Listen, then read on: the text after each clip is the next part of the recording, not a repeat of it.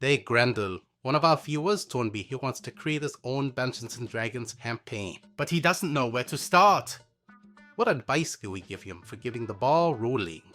Oh, so he wants to build his own campaign, huh? Anybody, you think you're ready for the blood, sweat, and tears that come with creating a world your players are just going to tear apart? Mod Grendel, it's not that bad. Campaign building is like an onion. Yeah, because it's going to make you cry. Or because it has layers, Grendel.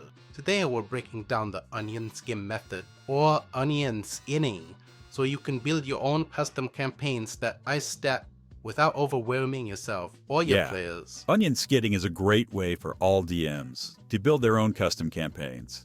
It doesn't matter if you're a complete noob or a crusty old grognard.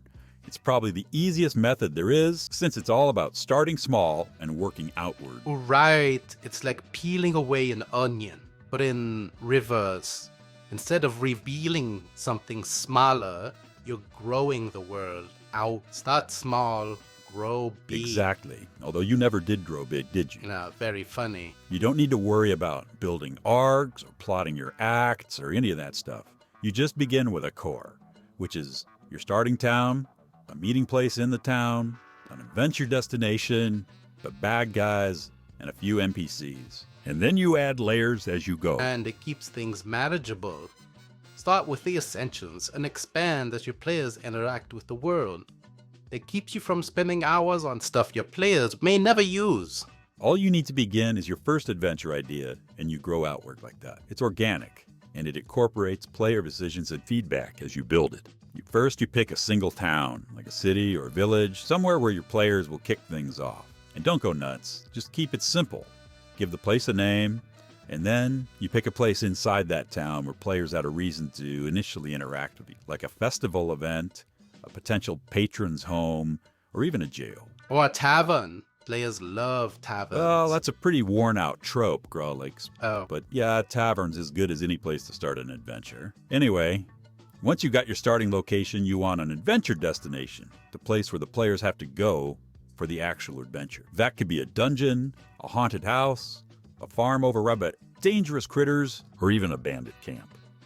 Once you have your location and destination, focus on 2 or 3 important NPCs, like a mayor, a merchant, or the tavern owner. Keep your motivation simple. Right, and then comes my favorite part, the bad guys.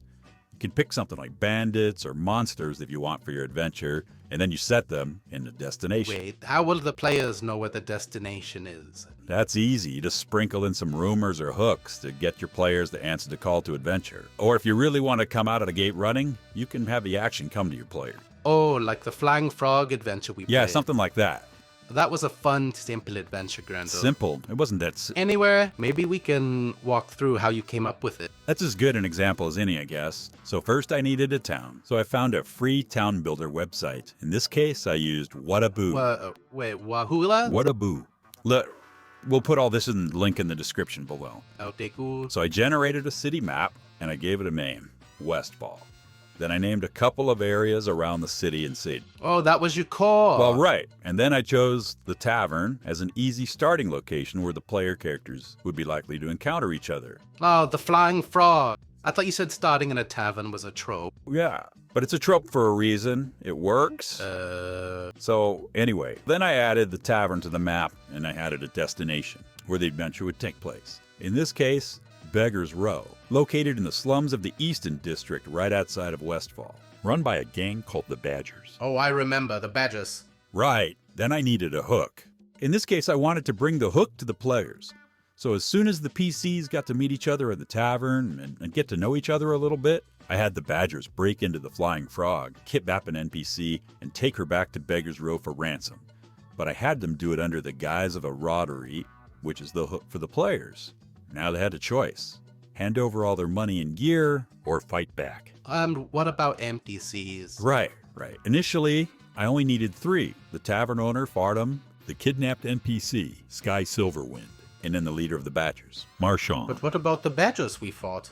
Aren't those NPCs too? Well, yeah, but those are just low CR mooks. I just pulled them out of the monster manual. Oh, but I remember more NPCs. Yeah, I I added more NPCs to flesh it out as I went along, but all I needed to start with were those 3. And honestly, most of those other NPCs that you encountered were ones I created on the fly. That's one of the advantages of onion skinning. You can start with just a bare bones core and then add more layers as you go based on your players' decisions and interactions. So the decisions we made as players in the game gave you more material to add to your campaign. Exactly. So I'm incorporating your creativity as a player, which means less heavy lifting for me. Being creative is heavy lifting for you. I'm about to lift you at a second, Grogs.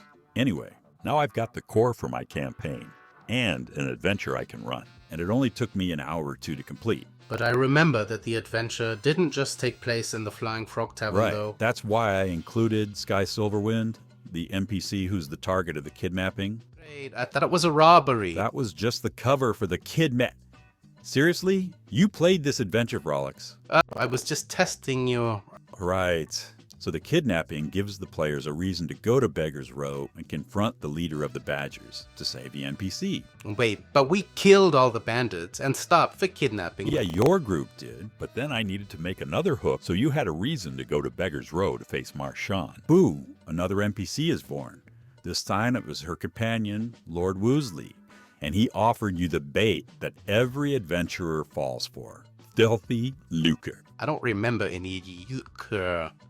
He gave us gold. Gold is lucre. Never mind. So the reward was the bait to get you to take the hook, since none of you seemed very interested in helping a damsel in distress. Well, she was just some NPC. Why would I care about some random NPC? Oh, I don't know, because you're a hero, maybe? I never claimed to be a hero. Your character's name was literally Grollo the Hero. That's just the title. So anyway, that's how you create a core for your campaign. A town, a meeting place in the town, an adventure destination, the bad guys, and a few NPCs. Yes, and as you run your first adventure, you will get ideas for your next adventure. And more details to add more layers to your core. Yeah, like an onion. What do onions have to do with anything? An onion. Like the layers of an onion. We're talking about making a stew now, Grendel? I can't. I can't. Well, so that's the first step in onion skinning a campaign. Oh, I get it. We'll explain how to add more layers in our next video. Until then, check out our one-shot adventure, Curse of the Wintermancer. It shows how to make a core adventure in just an hour using AI tools. You can even play it as an interactive video adventure here on YouTube.